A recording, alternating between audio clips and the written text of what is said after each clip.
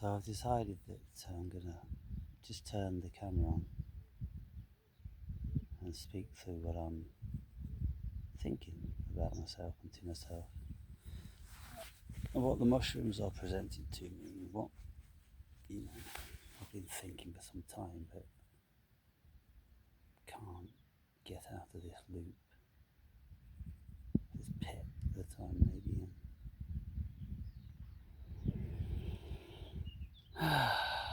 So initially, mushroom tells me about peace. Be with peace.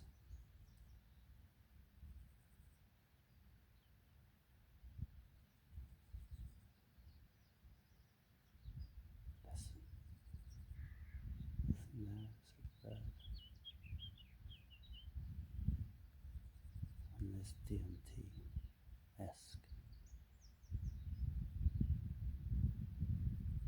And the mushroom, it's difficult to speak. It's difficult. I'm going to do it just a little bit anyway. People observe about me that, I suppose it's hurt people, hurt people. Hurt people, hurt people. And the awakened brave. He's awakened and he's brave. And he was hurt plenty. And if it was good enough for him, it's good enough for anyone. And so I suppose just keep dishing these hard lessons out. It's a hard knock life. Just keep dishing out these hard knocks. And they'll all learn in the end, just like you did, Awakened Brave. What's happened to you? You become a rock. You become a mountain. You become immovable. You stand there alone. You don't flinch at the baking hot sun or the thunder and lightning. The wind eventually will take its toll, as will the rain. But what of it? You're a mountain. And mountains become weathered. That's their character.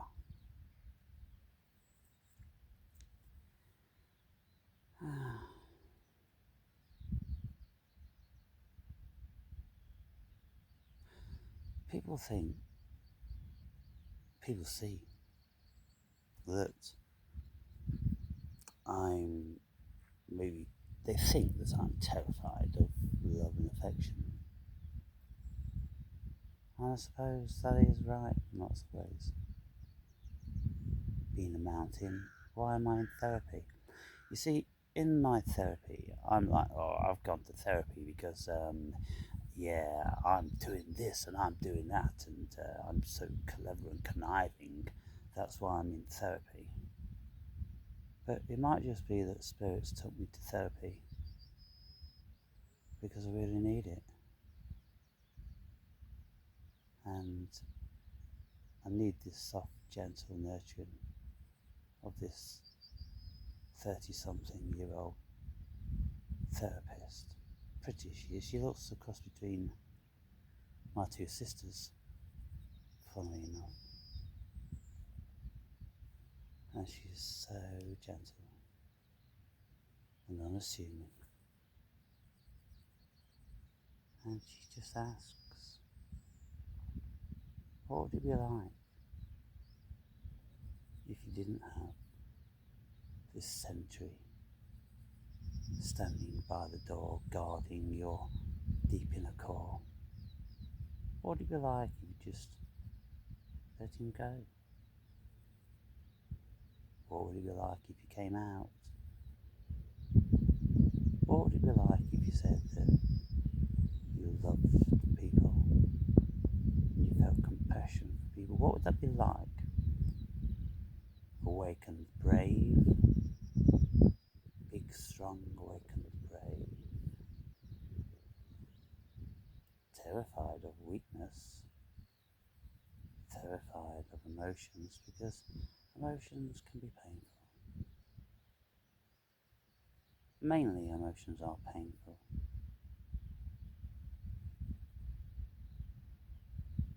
They make us sad. Sometimes they can make us happy, but just the thought of losing that happiness makes us sad.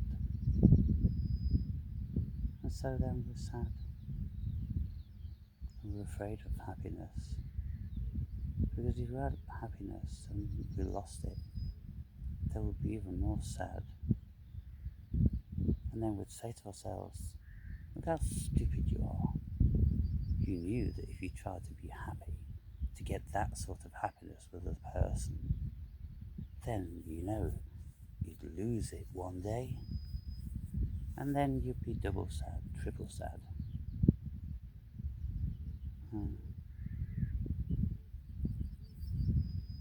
It's all about acceptance, awake and brave.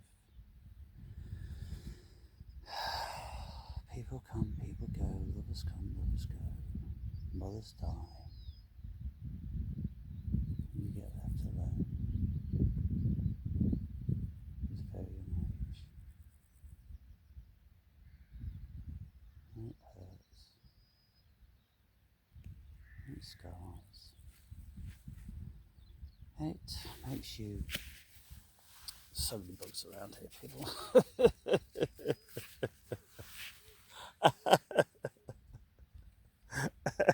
Look at where I am. I just couldn't walk anymore. I was just so weary. And you see the mushrooms, they just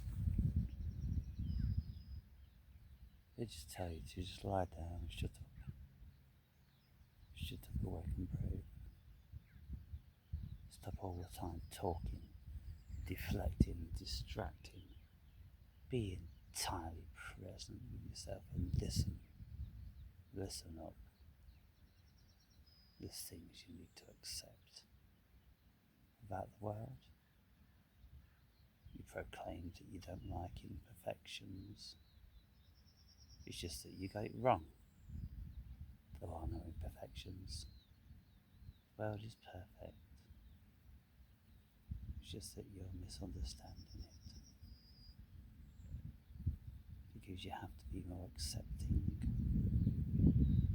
And then when you're accepting, then you'll see that all the imperfections just slip away.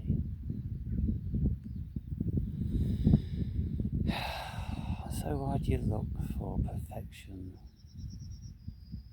so hard, awake and brave? Why do you seek perfection?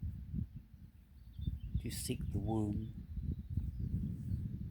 Do you seek curling back up in that warm, loving, nurturing womb where you're protected and nothing can ever bother you? You just listen to your heart, and your mother's heart is in unison. It's beating away. Pum pum, pum pum, pum pum. And everything's beautiful.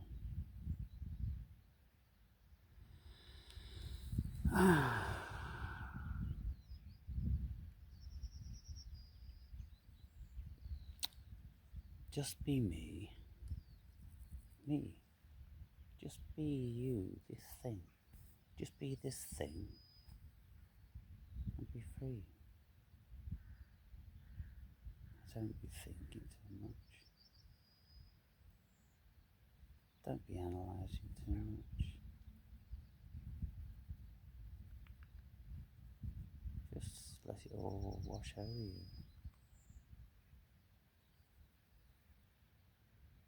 And then see how that feels.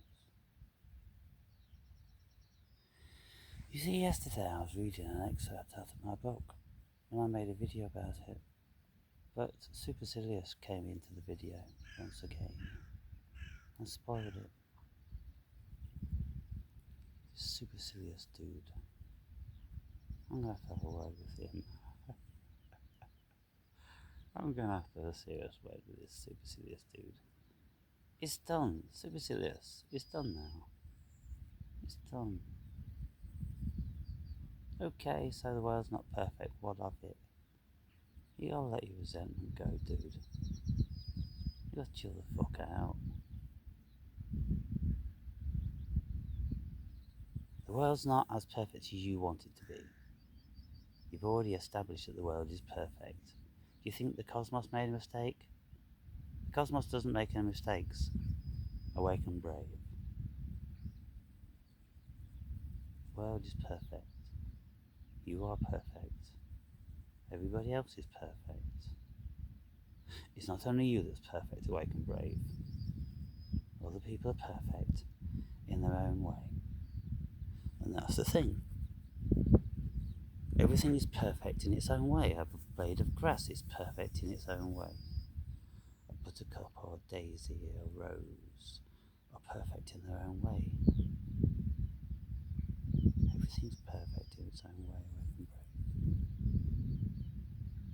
So I made this video yesterday because what happened is I made 2 vile and disgusting vitriolic videos projecting my discontentment with the world back onto the world. And watching them, I couldn't even watch them myself. I'm like, okay, look, we can have certain realizations about this stuff, but if you know it, you don't need to reiterate it every day. You don't need to express your pain and discontentment with the world. You can do something else. You see, I'm a great contradiction, I'm a great paradox. I am the exhibit in real time of the paradox. The Libra, the scales, the sun and the moon, the yin and the yang, God and the devil, it's all together, you know, people. It's all together. Makes up the oneness. Wow. Mushrooms. You brought me here to tell me this. Awake and brave. He's not a stupid guy. And he knew all this stuff. Something inside him knew all this stuff. And yet, he still continues the same. Caught in that trap. Caught in that self-perpetuating loop of benevolence, peace, calm, and supercilious, and the saboteur, doing something good, saying something kind, and then spoiling it all again. You see, people, this is what the Buddhists do. You know, when they are making their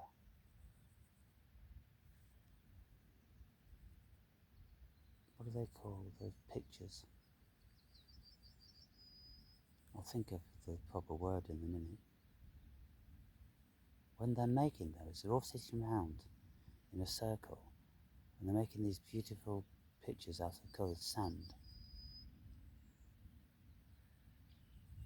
And as soon as they've made them, and they're absolutely wonderful, absolutely beautiful, a direct reflection and creation of the cosmos, they are wonderful beyond measure. And instantly, as soon as they've done them, they don't admire them, they just fold them all back into a oneness of colour and theme. It's like when we was kids, we'd have different coloured plasticines, and in the end they'd all end up brown, wouldn't they? By the time we've created wonderful things out of them, In the end, everything ends up brown. And I wonder if that's something, I wonder if that's a message to tell us about life. Everything just ends up in the mean, peaks and troughs, and love and hate, but everything just ends up in the mean, in the brown. All colours mixed together ends up being brown. But don't we want more than that? Don't we want to stay in the flamboyant, beautiful colours of life? We do. So therefore we shouldn't mix colours. We should leave colours. Enjoy colours. But then, it's the nuances of life. All these different shades and hues. Oops, see what's happened now? This is what my therapist sort of doing. She's saying you've gone off on storytelling, awake and brave. You came out of the emotion. You don't like being in the emotions. They scare you.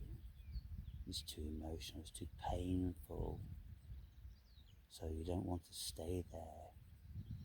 So you're always out. Where do you go? You go in your head. That's what you do, awake and brave. You take a flight out of the emotions and you go into the head where it's safe because you're clever. And you can speak clever. And you can impress people with your cleverness. But if they're clever, then they can see through the bullshit. And they can see that albeit you are clever, you are, dare I say, lonely. You are afraid, dare I say afraid. Dare we say afraid, wake and brave? Afraid of love. Are you afraid of love, awake and brave? Are you afraid of compassion? You say you don't believe in love and you don't believe in compassion because they're not real. What is real, Neo? What is real?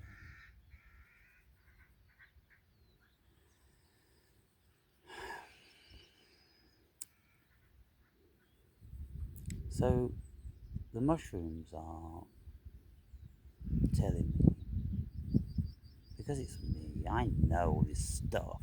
I've just, you see, look, we can know this stuff, people. There's a part of us that does know this stuff, but there's also a part of us that won't accept it and won't live it, even though we know it. And you need something else to happen. So there's a part of me that took me into therapy. There's a part of me that planned this mushroom trip. I saved 3.5 grams from the winter. I was microdosing for about 2 months. Never noticed any difference, by the way. But I saved this, and I planned, I waited, I did, for a beautiful day. And of course I had to manifest my electric mountain bike so I could be here because, yeah, it's about 25 miles round trip, maybe 30, I don't know, I've got to look on my odometer.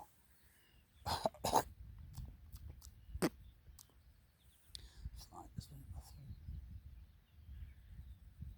So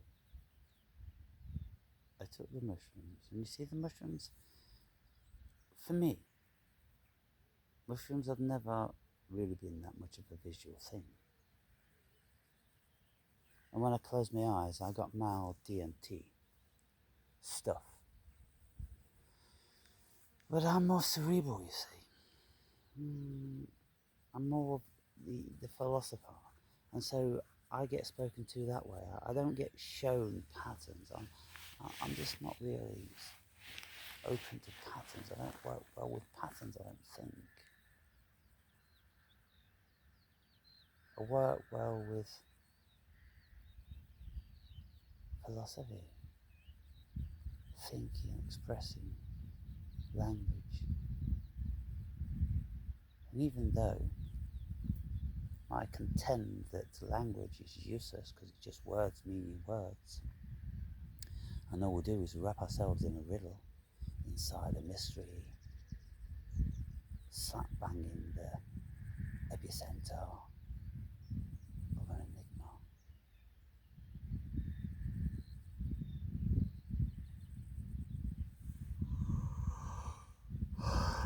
So,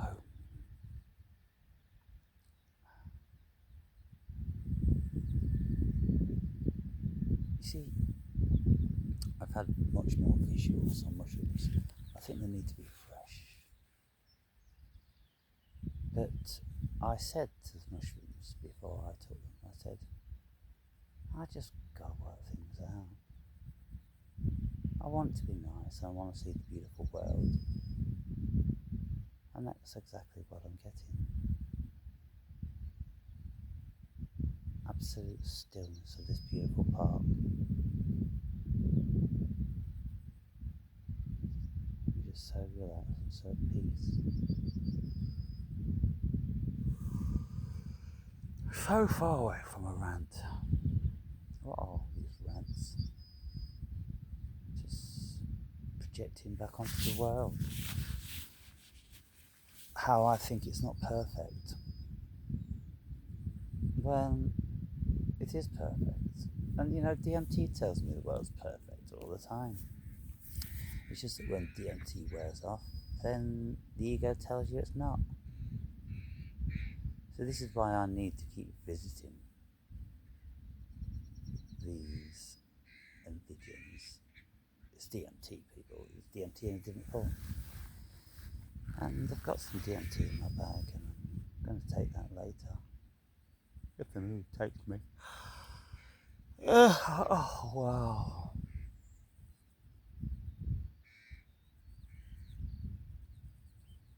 And you know, I'm at a time of my life whereby I need to address these things. I need to address these things, people. Stuck in a loop. You see, I've become very, very cerebral throughout this past 16 years. And I have learned a great deal. And because of that, I look at the world now with a kind of like a haughty perspective. Taking my shoes off, people. It looks like I'm going to be here for a while. I'm getting myself comfortable. Got things to talk about, things to think about. Walking around is exhausting. You got to lie on the couch. You got to be on the Freudian couch, people. That's what mushrooms are about. I mean, it's all great. You can walk and you see things and everything. Have an open eye meditation. And I'm going to do that after I've addressed the business. After I've addressed the business first. And then I'm going to go over into that wood. And that wood, ladies and gentlemen, is so incredible. It's so amazing. I'll probably do DMT there. But let's just deal with these emotions.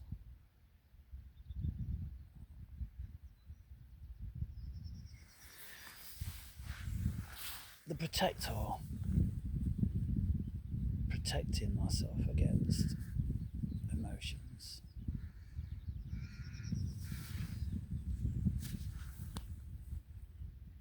Not allowing people in to get close. With the women, it's kind of like, you know, there's this thing about perfection. But what is perfection? You can find perfection in the aesthetics, but then is the perfection in the spiritual realm, in the deep psychological realm, in the philosophical realm, in the ontological realm? What perfection are you looking for, Wake and Brave? You see, because if people are looking for perfection all the time, then maybe it's because they are afraid. They're afraid of loving imperfections. I think that's the truth of it. I'm afraid of loving imperfections. You see, with all this discipline about myself, I look at myself and I'm highly critical. Well, of course, that's a good indication that you're not really loving yourself. You're super critical of yourself. And you don't want to grow old gracefully. You're fighting it every single inch, every single micrometer. The awakened brave is going to fight age because he's hanging on, clinging on. It's like a cliffhanger movie, clinging on to that strength, that energy, that vitality, which affords him to feel powerful and able to cope with the world.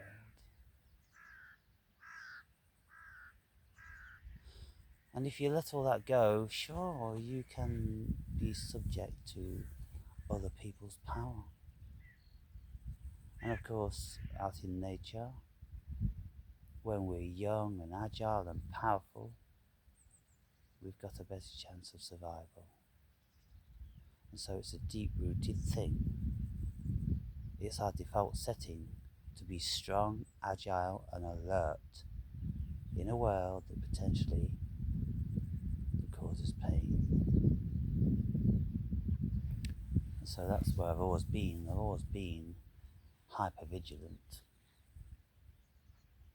I've always been on the lookout for more potential pain. And sometimes in my life I've let myself go. I've found myself in this love. I'm like, wow, I'm in this love. And it's beautiful. Oh, it's scary. It's beautiful and it's scary. And isn't part of the beauty because it's scary. Because it's unpredictable. Because it isn't forever awake and brave. Because one day your love is gonna die, their love is gonna die. That's what happens.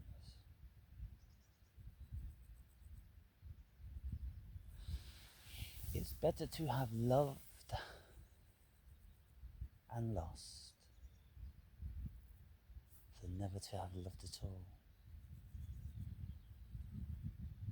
says that famous poet.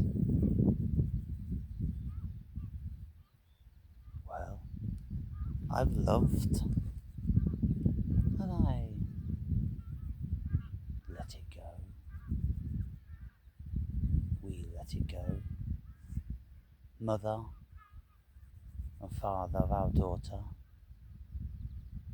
we let that love go that we had. It burned so strong in us. We were the talk of all our friends. We were an item, and everybody loved being around us because we were just so in love, and it was wonderful. And then we had our daughter, who's the apple of our eye, and we dote on her, and she's beautiful. She's an adult, 35 years old,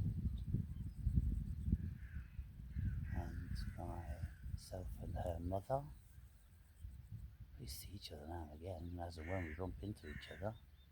We don't ever talk otherwise. If my daughter is with me when her mother calls, we'll say hi, and vice versa.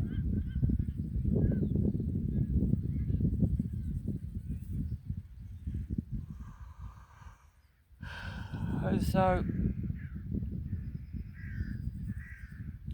I push people away because ultimately I think this aloneness is the thing. And you know, it's the aloneness that potentially can be terrifying for lots of people. And it's the aloneness when you start out on an entheogen trip, your ego feels very alone and it knows that there's no running. There's no running because you're here, you're now, you're it, and the body's taken those substances and now you're gonna have to deal with that ego. But because I've done it so many times, and I'm not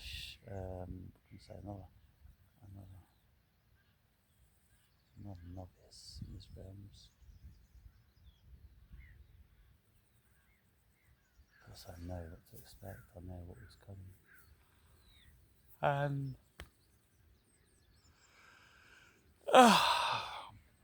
I'd like to think it continued and it stayed, you know. And what I'm doing here is just no more, no less than what I'm doing in therapy. I'm looking at these characters. Lots of people, you know, they seem to thrive on supercilious. They really do. And invariably never lose any subscribers. The intrigue is there. People love to watch, and they find it fascinating when I'm speaking about supercilious and the Sabotur and the other characters which I'm dealing with. What are those other characters? That character that loves animals. That character that can't walk by any animal without trying to see if we can have a relationship. All the dogs on the circuit, they all know me. And some of them, of course, they are reserved and they have a little bit of a bark. But in the end, I win them over. And then they know that I'm a good human. And they like that because they like to feel secure.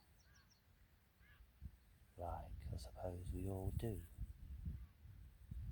Feeling secure. So I do that with all animals.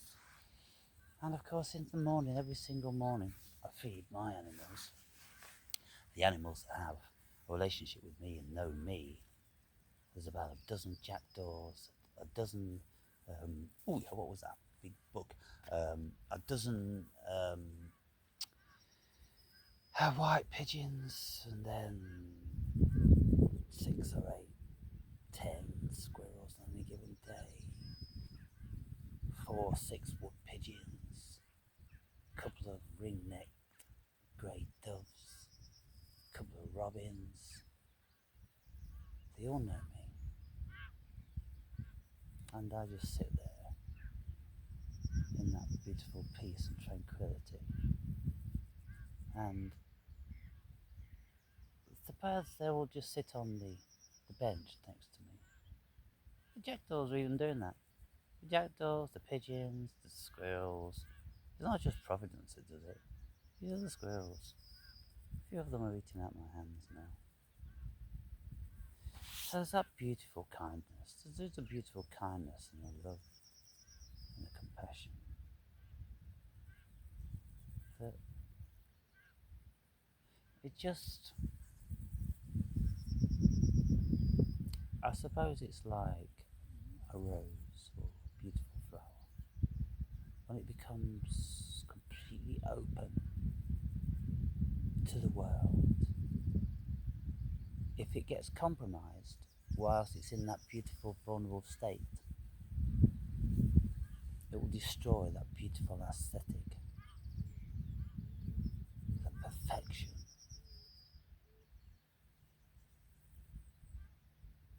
And I think this is why I find, or one of the reasons I find these lawnmowers and leaf blowers and hedge trimmers and these mechanical devices that cut through the stillness of the air and destroy the natural environment.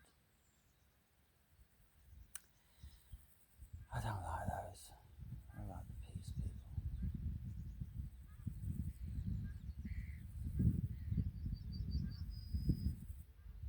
And this is the natural core essence of myself. And one of the viewers said, nobody could ever find true peace. Well, I don't know, because even if you have found what you may consider to be true peace, we don't know unless we experience it another level, do we?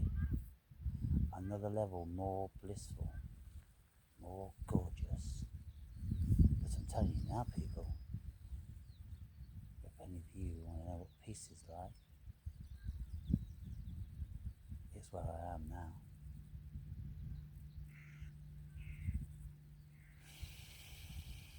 In a beautiful meditation, beautiful ambient weather, with this incredible energy all around me. This natural deer park, where deers are just wandering free. And when you walk a little bit near them, they'll just look at you. They'll check you out, and I try to imagine what they're thinking. But I know that they've got incredible sense of smell, and you can see their noses up in the air like this. And if you have fruit on you, they can smell that a mile away. And so I was thinking, why is this deer so interested in me? And it was a big stag. And it's kind of like, it looks more curious. And then it's coming nearer. And nearer, and it's feeding on the aroma in the air. And I remembered I had a red apple in my bag. I'm like, they're really, I don't know what the name of them is. They're really sweet, and they taste like scent. And so I rolled this to it, and it sniffed it, and it started to eat it, and it salivated, and it really enjoyed that. And I'm like, I think that deer knew what apples were, because it smelt that apple so bad. It knew it. So somebody obviously sent through a bite of an apple at that deer before, and then it tuned in. Oh, you see, I go on these journeys of storytelling, and I think the storytelling is a result, people, of my childhood trauma, some sort of escapism. Because when you become traumatized as a child, you become very, very aware of your surroundings, because everything is a potential threat. And so everything was a potential threat to me. All the other kids and the environment and the carers, everybody and everything was a threat. And then here's me in the middle. Well, what are you going to do? If you don't trust anybody, you're going to look at people, you're going to weigh them up, and you're going to become very, very observant, and you're going to become a psychologist. And this is why psychologists are psychologists, people, because they've been hurt as children, no doubt about that. And you'll find that in the world, most psychologists are Jewish, because they were the ones that still carry this collective suffering. And there's actual tests that are being conducted now around the world, and they call it a certain something. I don't know whether we'll be able to recall what they call it, but it's kind of like they bring forth the suffering and the caution and the awareness of their ancestors. And it's not like in the collective unconscious, like Carl Jung is very, very modern, of course. It's the Second World War. And so now it is said that Jewish people, they have this level of suffering, which is, if it's not a collective consciousness, unconsciousness, it's in their DNA now. That level of fear and persecution and awareness and terror.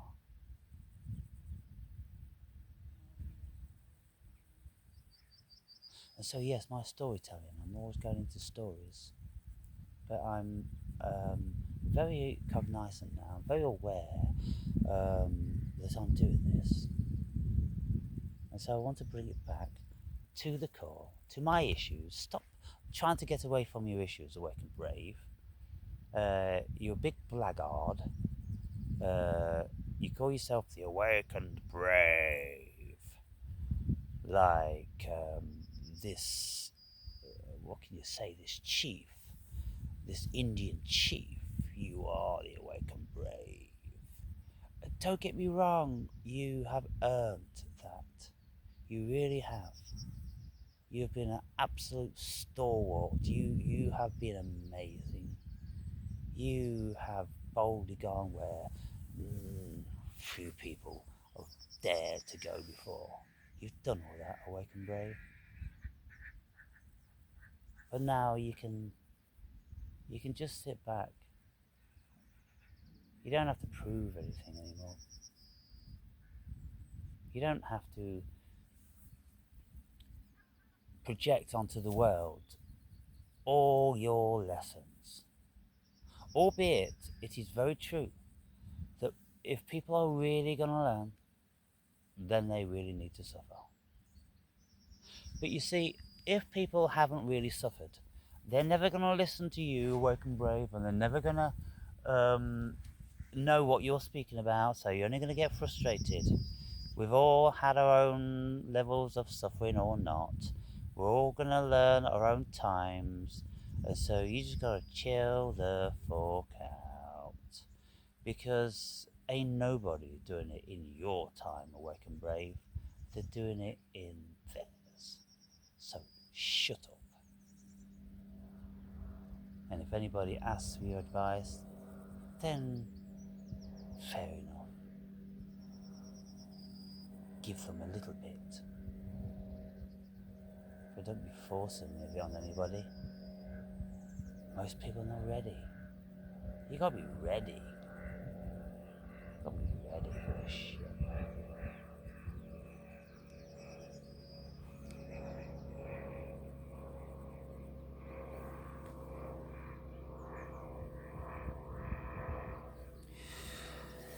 Oh. Wow. Wow, wow, wow.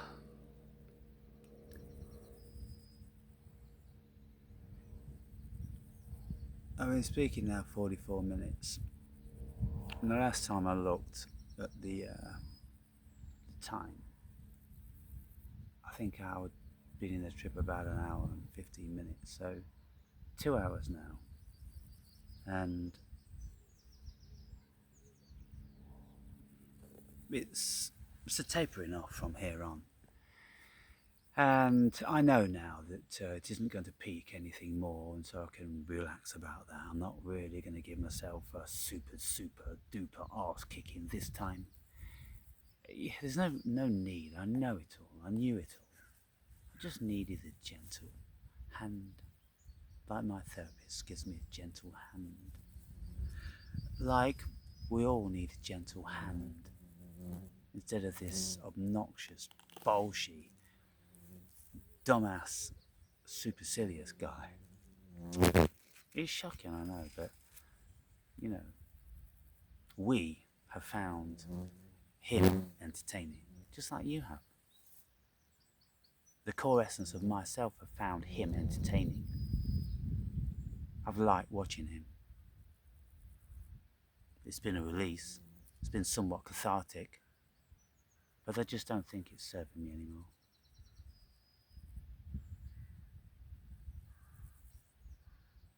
And the Sabotur. Why do I need the Sabotur? Why does the Sabotur always...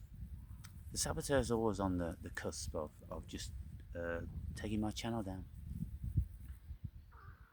Through resentment and disappointment and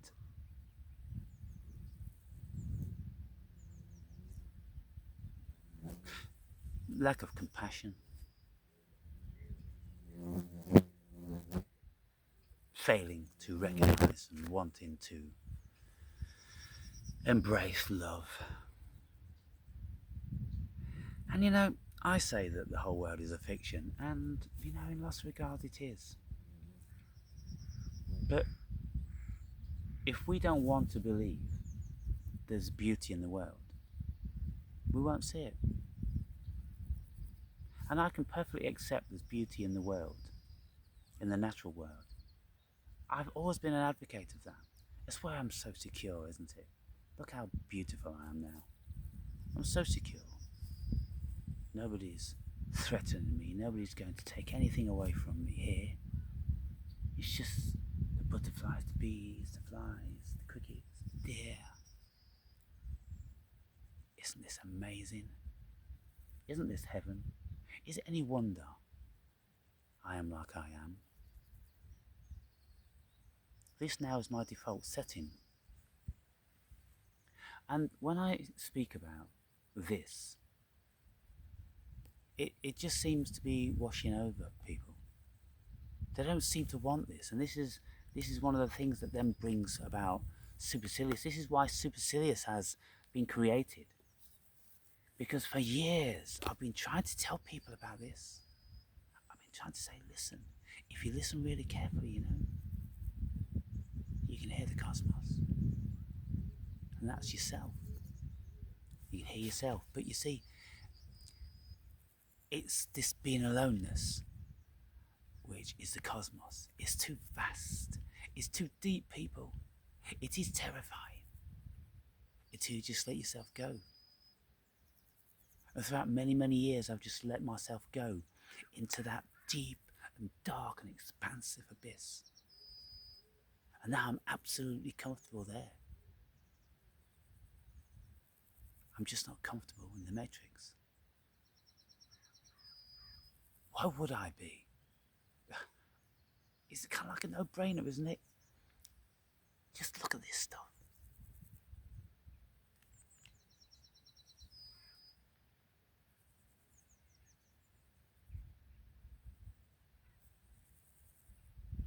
You can't feel it, but Akhenaten, Ra, the sun, making me feel so wonderful, making this whole environment feel wonderful, giving life to it.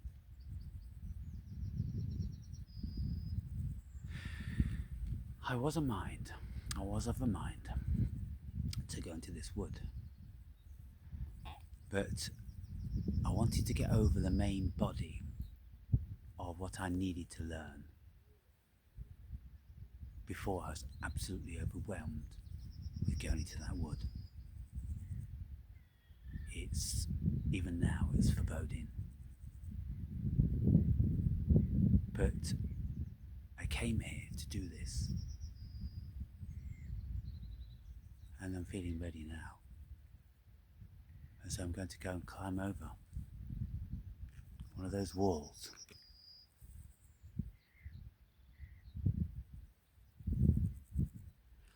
And enter into there. Enter into my deep inner self. That's what it is, people. Those woods. No human beings have been in them for at least 100 years. Save for very, very fleeting rare occasion of a park warden just to check up on, I don't know, but I know they do go in there from time to time. But there's no entrances. The walls are built all the way around. It's kind of like, so they're not supposed to be entered. But the deer find themselves a way in, and they'll start getting over a low part of the wall until eventually, over time, they'll knock the odd stone off here and there. And then there'll be a dip in the wall. Look, you see that one with his big ears? He's looking at me. And in this wood, they're not used to humans in this wood, in any of these woods, and they are very cautious. They're very observant. And so now, having been about 2.5 hours into this trip, I think I've got about 2.5 hours left of this beautiful pensive feeling. And so I'm going to capitalise on that in this wood, and I'm going to have a drink of water. I'm going to maybe eat an apple, and at some stage I may even do some DMT, which I've been of a mind to do for a long time. And so I'll see you in a bit.